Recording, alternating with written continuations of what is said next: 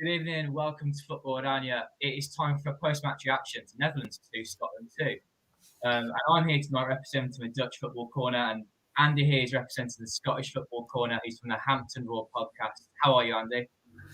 Feeling pretty good after that, yeah. Encouraging signs from Scotland. Just put out a tweet on my Hampton Raw Twitter saying plenty of positives and can't think of many negatives. So that's pretty good for a pre-tournament friendly against a team that are going in with serious expectations. Definitely. We'll talk more about Scotland's performance a little bit later on. And of course, people were commenting tonight that Dutch football fans or Scottish football fans do get involved. Let us know what you thought about the game. Whilst it was only a friendly, I think we learned a lot about the Dutch and the Scottish sides tonight, how they're going to go into the tournament, how they might play, and who the key players will be. I mean, I can see already in the comments from a Dutch football perspective that it's not positive, and I thought the same. Even though it was only a friendly, many things were just really, really poor tonight, and I felt as though there were no flair players on for much of the game. There was no one there to support Memphis Depay up top, and it was left for him to do a lot of the work. And the wing backs and the five at the back didn't work either. Gave no support to him. Didn't put many crosses in at all. Quality was pretty poor from the wings. And I was mentioning there briefly to you, Andy, wasn't I, that I don't think Scotland had to play that well to win. To win, so it was a draw. From my head, I had that Scotland were going to win for much of that game. 2-2 draw. But yeah, I mean, do you think Scotland played pretty well in the end to nullify the Netherlands, or do you think that it was a bit of a stroll for them for lots of the game? I think we were comfortable letting Netherlands have the ball, because I think we have confidence in our defenders now to deal with situations that get thrown on top of us. A few years ago, we were scrambling around for centre-backs, and really not that far back in the past, 3-4 years, everyone was wondering, where are we going to get defenders from? And now we've got 5 or 6 that can deal with, well, okay, we didn't deal with Depay for his first goal, and the second one was a great free kick, but Holland's attacking threat really never broke through Scotland much, and I don't think that they were really all that on it or bothered tonight, Holland. I think they were treating it like a warm-up game. They weren't. I don't really get the impression that they were there to win and flatten us. But Scotland never really had to break too much sweat at the back. There was maybe a 5 or 6 minute flurry with around 10 minutes to go where there was a couple of chances and Craig Gordon made the save from the deflected shot. I think it was Dumfries' shot. But apart from that, I never felt that Scotland would concede until the free kick was given, and you just kind of had that feeling, Depay's going to stick this one away. Yeah, I mean, it was a soft free kick, wasn't it? We did very well, Memphis. There's a comment here from Gordon, actually. His commentary from the Scotland perspective. 7 players available tonight. Frankly, sensational performance. Are we saying Greece 04? But looking good for the group games. I mean, against England and Croatia, you're going to have to play like that. So, promising. Yeah. I'm the England one, I take it in isolation because it means it's obviously very important because it's a Euros game, but any game against England is absolutely massive. So I'm trying not to think about that one too much. But the Czech Republic game and the Croatia game, minimum 3 points, maybe 4, and I would be delighted. And then just whatever happens in the England game, we'll see. Yeah, no, that's fair enough. There was much sort of grit from the Scottish team tonight. They were really taking it serious towards the end of the game to see whether they could see out this lead. It was almost as though that they were preparing for those big games where they're going to have to do very similar things. I will get up some Dutch football comments on screen about what we thought about the performance tonight. And there was a couple of comments. I mean, even before we came on air, there was a comment from like the first half performance that there were positives from the first 45 minutes. The 5-3-2 allows Memphis to not have to worry about providing width, letting focus on creativity and finishing. I think many people would reply to that and maybe say that they might disagree with that. If you are watching live, do comment what you're thinking of what we're saying, what the comments are saying, and do also comment if you're not watching live, if you're watching the day after we've done this. But I didn't think there were too many positives at all to take from that first half. I thought it was so laboured, and like I say, Vindal, for example, at left wing back, just wasn't providing enough. He wasn't getting forward enough. He's not a crosser. He doesn't whip them in, but he does get forward really well, usually, when playing at club level. And he has shown it in the Europa League that he can do it on a bigger stage than the Eredivisie. He just wasn't linking up well enough, I don't feel, tonight. And he was hauled off eventually for Van Aanholt. Let's get some more comments on that. Tim Krul is too stiff in goal. Jerome and Dumfries not good enough for Oranje. I think De Bruyne had a good performance in the little things he did, like off the ball, winning the ball back. But when you're playing Scotland and you have lots of the ball, you don't have a back five and De Bruyne playing. That seemed really pointless to me. Did you feel that they were too cautious then? Yeah, too cautious. They weren't pressing enough around the edge of the box. I mean, I had the England game on at the same time, watching both, and I felt as though the England were much more like hurried and pacey, and it just felt like a performance where they weren't giving it their all because it was a friendly, but they were just they were practicing for the tournament. They were trying to link up really well together at the top, and there was none of that from the Netherlands. It was all like, when they had the ball in the back five, there wasn't the urgency to try and break through. They just try a long ball over the top, which didn't really do very much. And then they would lose the ball so often by playing that long ball. They wouldn't play up to Weghorst to try and flick things on. And he ended up going to Memphis so many times, these long balls, but that's not his forte. It was just sort of chasing loose ends. I feel like that Memphis should have been playing for the knockdowns like he did for the first goal, rather than trying to win the balls himself in the air. But what did you make of the big man Weghorst? Because yourself and Michael the other night were talking about him a fair bit. Yeah, he's so important for what the Netherlands could do, but I don't think he did enough tonight to prove that he deserves to start in the first Euros game. I think he's got to take the next 90 minutes against Georgia if he's given it and really show us what he's got, because so many Dutch football fans have been calling for him to play. And maybe people in the comments can explain why Weghorst didn't play that well tonight. Was it a tactical decision from De Boer? Because I felt as though he got a bit more involved in the second half, trying to link the play up, which he can do pretty well with ball at his feet. But he wasn't dangerous at all in the box. I don't think he offered enough at all there. And I don't know if that was the lack of service provided to him or what. Or did the Scotland defenders nullify him, Andy? What do you think? I think that we have some centre-halves who are capable of dealing with that kind of thing. Normally it would be Grant Hanley, who's just a big bruising centre-back that takes no nonsense, and the two either side of him, Hendry and Tierney, are the ball-playing centre-backs. So if it wasn't Hanley, then tonight it was Cooper. Declan Gallagher came on, and he's actually lost his place in the team. He played throughout the playoffs. He's a good player. And Hanley's come in and shoved him onto the bench. So Gallagher getting the last half hour tonight was quite interesting, actually, because he did fine when he came on. He's looking to win his place back at the heart of the defence. And all three of those guys, I would probably say Gallagher and Hanley more so than Cooper, but Cooper was good tonight. I think that's the sort of striker that they relish coming up against. I think they would find it a lot harder coming up against first striker that comes like a Javier Saviola sort of guy, like a wee small tricky guy. I think they'd be happier coming up against someone like Weghorst that they can just get stuck into and get a battle going. Yeah. And I think that Weghorst just didn't use his movement enough either to try and get around those three centre-backs. You've got to try and take them out of positions, haven't you, when there's so many defenders there. You have to make them move, and didn't really do enough of that. He was coming deep too often, trying to get the ball. But pessimism amongst the comments that the Dutch need to won't make out of the group even. You've got the easiest group. Yeah, it's the easiest group, isn't it? Sure, they'll get through it. But like we said in the last one, it's coming against a big team that they're really going to struggle against. Joanna Hussein thinks she's not entertained. And yeah, Gini Wijnaldum and Frankie de Jong only played the first 30 minutes of the game before they were taken off.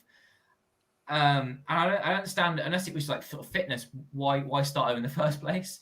Because then they came off and it was Klaassen and Gravenberch who had taken the place of sort of two more offensive-minded midfielders. Mm-hmm. It seemed almost pointless, though, doing that. And they didn't get into the game very much. Wijnaldum did set up the goal, but Frankie was very quiet.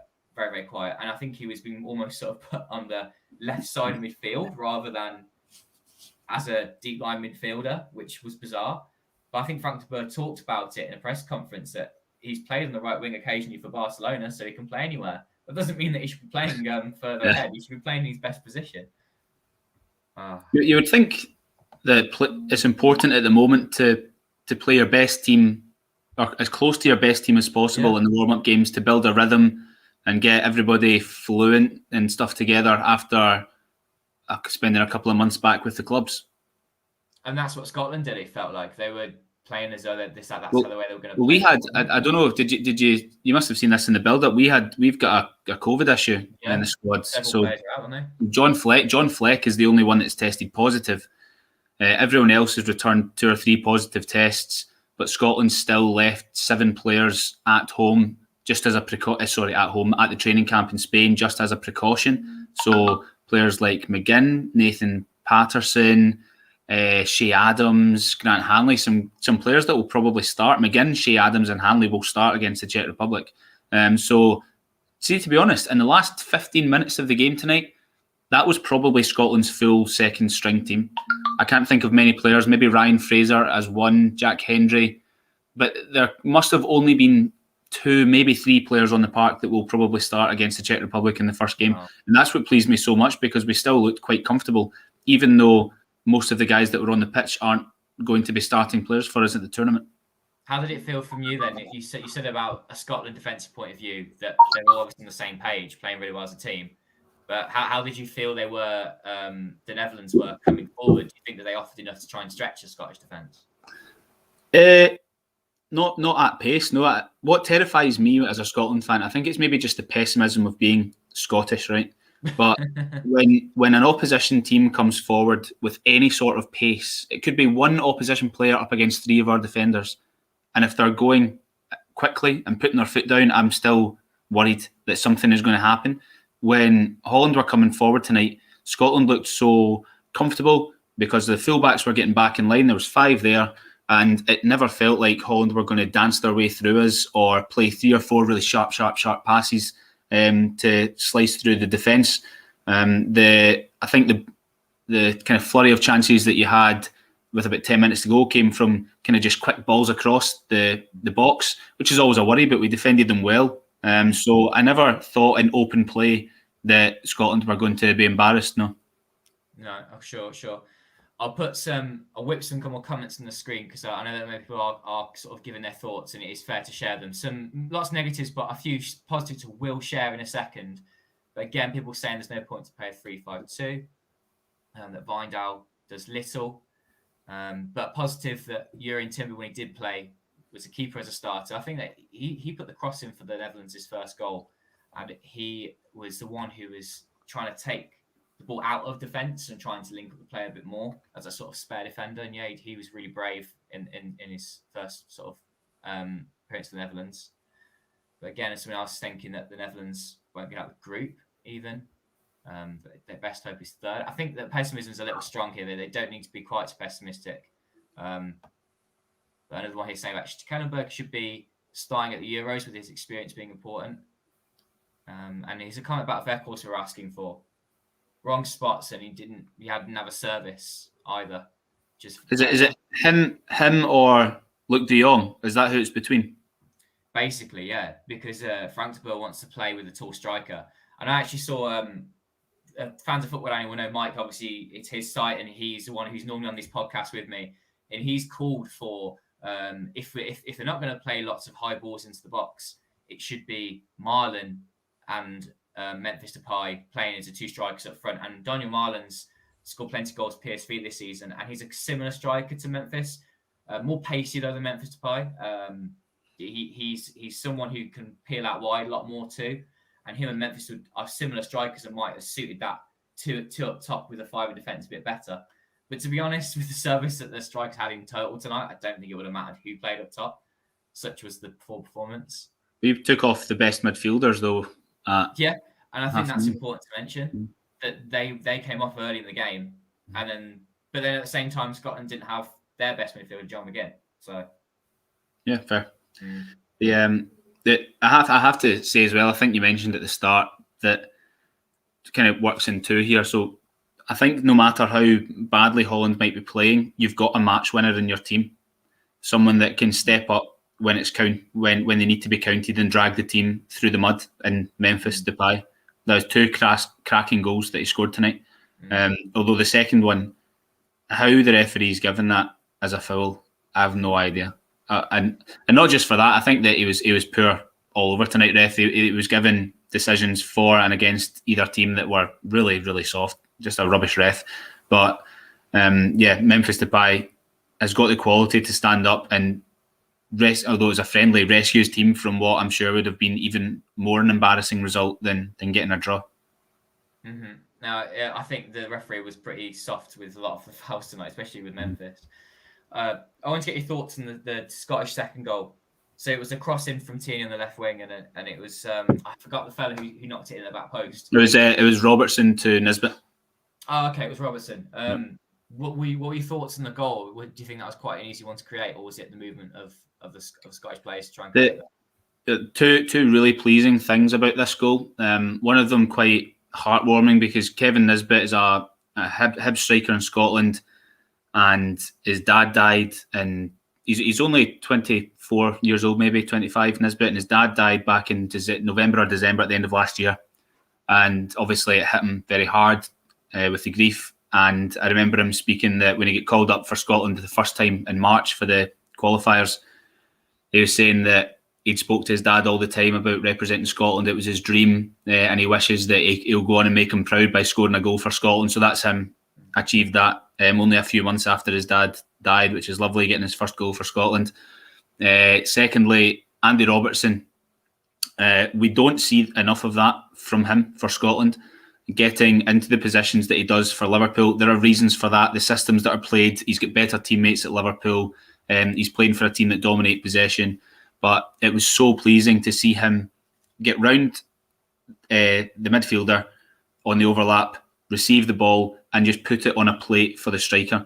Is what he does so often down south in the Premier League. But in 44 caps, that's only the second time he's assisted a goal for Scotland, which is incredible, really, when you compare to what he's capable of down south. So that was definitely at least equally as pleasing as seeing Nisbet get his goal, was seeing Robertson produce what we know he's capable of. It was a class goal with the way it was done, and you've got that sort of sprinkling of quality in the squad, haven't you? Which just sets you apart this time, I think. And we've spoken so long about Tierney or Robertson, and Clark's found the system that works because Tierney's been playing there for Arsenal, the left side of a centre half, and they kind of work as decoys because they both need so much attention on them. They're both that good. So if Robertson's kind of hanging about on the touchline, the defence are going to be attracted to him because they can't afford to let Robertson get the ball, and that affords Tierney the space to come forward. Whereas if they go and press Tierney, he just plays it to Robertson, and Robertson's got all the space that he needs to go and run down the line. So the opposition need to be really careful about how they decide to approach us on the left-hand side, because Tierney can run up the pitch as if he's got no one in front of him. He's so confident, and Robertson, if he's got the space on the left, can do the same. I think as a final sort of 5 minutes before we go, if you've got some last comments you want to send in on YouTube, do send them in. And again, if you're not watching live, do put your comments in on YouTube of what you're thinking on the game. There's one last question I want to ask you guys who are watching is, what would you want to see against Georgia as a sort of last trial before the tournament starts? What do you want to see against Georgia? Put some more comments on the screen. That Memphis always delivers in the national team. He does, Justin. I do agree. Jack's not happy with Hamburg tonight. He needs to work harder. He did a few good touches as soon as he came on in the first half, but yeah, quite a second half. Jack comment here from Michael that we need Ryan Babel back. I don't think so. And more techniques needed. Perhaps Marlon and Hakpo can provide that.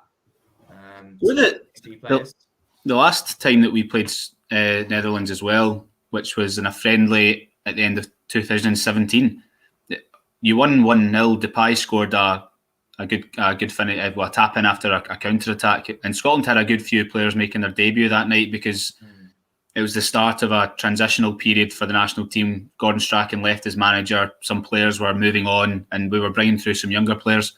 And I remember that night, that was Callum McGregor's debut. Ryan Christie, Ryan Jack, Ryan Fraser had only just come into the team, and we matched Holland that night too. And that was 3.5 years ago. So it's good to see that the progress has just kind of been slowly, and that we're still not going backwards anyway, and we're still able to at least make Holland panic or worry a wee bit that, wow, we might be losing here to Scotland. Do you think that Scotland set it up against the big teams, but then are still a little lackluster against teams that they expect to beat? I mean, Luxembourg's your next friendly. Do you think that you'll not play quite as well in that one now? No, I think we'll be fine. We pumped Faroe Islands 4-0 in March. Israel are a weird one. I don't think they're as bad as people think they are. They've got 3 really good strikers, or attackers anyway. Solomon at Shakhtar. De Boer plays for, I think it's Hoffenheim. He was with Sevilla recently, and Zahavi, who you'll know all about, is just an absolute goal machine. So I don't think that they are any mugs. We always struggle against them though. But against teams that are of kind of equal level to us, like Slovakia and Czech Republic and teams like that, I certainly think that we can compete with them now. The ones down the years, like Georgia, who you're playing on Sunday, have embarrassed us on more than one occasion. We've struggled against Macedonia, who you've got in the group stage. I mean, these guys are not amateurs, but we still should be beating them. I think that sometimes what it is just the pressure and the expectation of having to go out and dominate a team. Scotland have always been better as underdogs. There's no doubt about that. Yeah. I think the Netherlands have got to worry about that. They have that pressure of having to win all 3 games in their group. Here are some comments of what people are thinking that they would like to see against Georgia. Michael wants to see Hatbo playing. A midfield of Hamburg, Frank de Jong, Wijnaldum with Memphis as striker, delivering the wings. I do tend to agree with that, Justin. I think a 4-3-3 will happen against Georgia. I think that's probably what Frank de Boer planned. They try 5 out tonight and then do 4 at the back against a team that they need to try and win against. Can they do that with some wingers on? I think that the flair players is something the Dutch are struggling with, and Frank de Boer doesn't seem to like, letting the players roam free. But he needs to go back to wingers with the wing back, with the sort of fullback supporting, because that's what Dumfries and Wijnaldum do best. We've got Matthias giving his lineup here, again with a 4-3-3, and yet Rami thinks the same thing, a 4-3-3. So does Jack. With Tim playing at right back could be interesting. But yeah, thanks everyone for commenting live, and if you are watching live, do leave a comment on YouTube, and we'll get back to you. Andy, any final thoughts on the game in terms of a Scotland point of view, and what did you make of the Dutch tonight in general? What I made of the Dutch was that I was thoroughly unimpressed by them, because I didn't think that they looked really like they wanted to go and win. I think they were using it just to warm up and just to kind of kick the ball around before the Euros and the stuff gets serious. They didn't put us under any real pressure until the last 10 minutes, and they needed a free kick to get the equaliser. And that's what happens when you've got a player who has the quality that Memphis Depay has. Great strike. I saw a few people on Twitter actually saying that Craig Gordon should have saved it, but I'm not sure that you can put too much blame with him on that one at all. I thought that Scotland were good in midfield. I think that they were getting in the faces of the Dutch. I don't think we gave them too much space. And then if Holland did get past the midfield and into the defence, Scotland weren't too bothered either about that. We were composed and confident in our own ability to deal with it, and we were fine. I was pleased with the way that Scotland kind of played a couple of quick passes as well. Tonight there was one moment, particularly with Nisbet, who scored the second goal. He came off the bench, and his first 2 involvements were the goal, and then just after that he played a lovely 1-2 with David Turnbull, who put it over the bar from the edge of the box. That was a really nice move. So I think the most pleasing thing from a Scottish point of view tonight is that by the last 15-20 minutes, barely any of those players would be in our first starting lineup, and we still looked pretty comfortable, and like we all knew what we were doing on the pitch. It's a good performance from Scotland tonight, but at the same time, the Dutch should have made more of that chance to beat Scotland, because they were missing so many first-team players. And just some little housekeeping to do before we go. Just had a comment from John for you, Andy. Oh, John. There you go. Very good. Very much. Maybe Scotland and Netherlands can play every week and we'll keep doing this. You never know. Later in the competition, we might well meet. Let's see. And one here about Frank de Boer. And yet, we've talked about it in previous podcasts that Frank de Boer, unfortunately, is one of the main reasons for this sort of mini decline that we've seen since Koeman's left. We expected it though, right? I don't think that's anything new that Frank de Boer's one of the reasons why this has gone so badly recently. And a performance like this tonight. Another question here, whether we're doing watch-alongs. We won't be on Football-Oranje, but we will definitely be doing post-match reactions to each of the Netherlands' group games. And if they do stay in the competition, of course, and then on to, plus some additional podcasts around the sites. Do stick around Football-Oranje on SoundCloud, particularly on YouTube, though. We've got lots of things like this coming up. And also, finally, if you are a fan of Football-Oranje, you still can get yourself a Football-Oranje wristband before the Euros. Of course, if you get one, the funds do help us do things like we're doing right now. It's a Euro 2020 wristband, so it'll be a nice classic for when the Netherlands win the competition. But thanks, Andy, for joining us tonight. And you can, of course, follow him at the Hampton Raw. It's a Hampton Raw podcast. They look at Scottish football, and I'm sure they'll be busy during the Euros. Oh, it's been great. Yeah, it's been good, hasn't it? The Euros have been brilliant for us guys. You know, we aren't like the biggest BBC journalist ever, but we do get picked to do certain things at the moment. Would you like to tell me a bit quickly about your work, Andy? The Hampton Roar. Good. So no, sorry. Is it the Hampton Roar? Tell us. Yeah. So the podcast is just purely dedicated to the national team, because in Scottish football, a lot of it tends to revolve around Rangers and Celtic. So there was nothing really that was just strictly about the national team. So I started it up about 2.5, 3 years ago, to interview former Scotland players about the glory days, because believe it or not, we used to qualify quite a lot. So interviewing players from the 80s and the 90s, and then a few of the more recent ones just about their careers with Scotland, and then also do squad chats, game reviews like yourself, with a couple of my Scotland sporting mates, Gordon and Ben, who both are active on Twitter as Scotland fans. Gordon's got a really good blog called The Tartan Scarf, which is popular. So yeah, we just talk about squad selection. Actually Gordon's getting married this week, so he's unavailable, but I'll be doing one tomorrow, just looking back on the game tonight, and what we want to see against Luxembourg. Nice one. Thanks, Andy. And of course, please do hit the like button and subscribe if you're new. More from Football-Oranje soon. Bye for now.